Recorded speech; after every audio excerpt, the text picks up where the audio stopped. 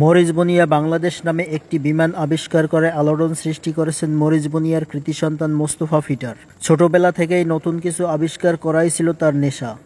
শখ আছে কিন্তু সাধ্য নাই। এরই ধারাবাহিকতায় কর্মের ফাঁকে 2 বছরের প্রচেষ্টায় বিমানসহ আরও অনেক কিছু আবিষ্কার করেন।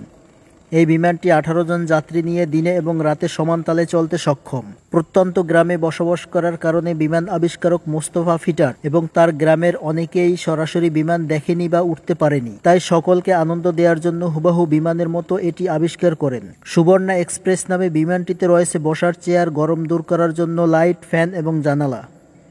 এটি আধার রাত এবং বৃষ্টির মধ্যেও চলতে সক্ষম।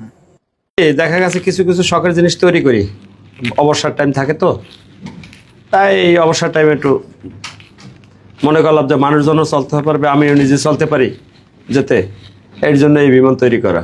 ট্রলার, নৌকা তো সবই আছে, কিন্তু বিমানে তো আকাশে উঠতে হয়, আর নদী ভিতরে তো আর বিমানে চলার মতো কায়দা হয় না। তাই চিন্তা করছি নদীতে চললাম, বিমানও চলা হইলো।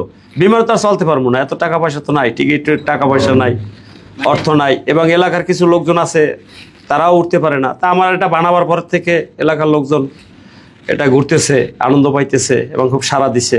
এটা মানে একবারে কাজ করি তো, আস্তে আস্তে কাজ করছি, তাই 2,70,000 টাকার মতো খরচ গেছে। আর তৈরি করিয়া আমার নামাইতে 2 বছর সময় নিয়েছি। 2 বছরের মধ্যে কম। এটার মধ্যে ইঞ্জিন আছে, গিয়ার আছে এবং হুইল সামনে, এবং খুবই ভালো, মানে সবাই ভালো হইতেছে এবং তারা বলতেছে এর চেয়ে আর একটু উন্নত মানের করার জন্য। প্ল্যান আছে, একটা বিমান তৈরি করার ইচ্ছা আছে এর চেয়ে বড়, আর তৈরি করার ইচ্ছা মানে শীঘ্রই এটা তৈরি করতেছি জমি কচার জন্য।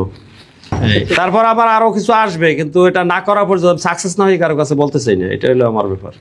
সাকসেস হবো তখন, মানে সাকসেসের আগে বললে তো তার এটা মজা থাকে না। সাকসেস যদি না হয়, আমি বলে দিলাম এখন সাকসেস হলাম না, এটা তো না, আগে আমি সাকসেস হবো তারপরে আমি। আচ্ছা, এই পর্যন্ত আপনি কি কি আবিষ্কার করছেন? এ পর্যন্ত নৌকা টিলার আবিষ্কার করছি, স্টিলের যত নৌকা আছে এগুলি আবিষ্কার করছি, ট্রলার আছে কিছু, এগুলি আবিষ্কার করছি। আমার মডেলগুলো সম্পূর্ণ আমার মানে ব্যতিক্রম, মানে আমার ডিজাইনগুলি সব আলাদা।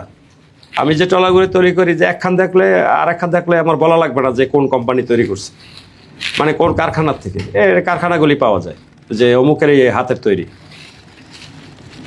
এরপরে দেখা গেছে আমি অনেক অনেক জিনিসই তৈরি করছি। স্টিলের জন্য নাঙ্গল তৈরি করছি, কৃষকের জন্য, ঠিক আছে, ওই ইঁদুর মারার জন্য বক্সগুলি তৈরি করছি।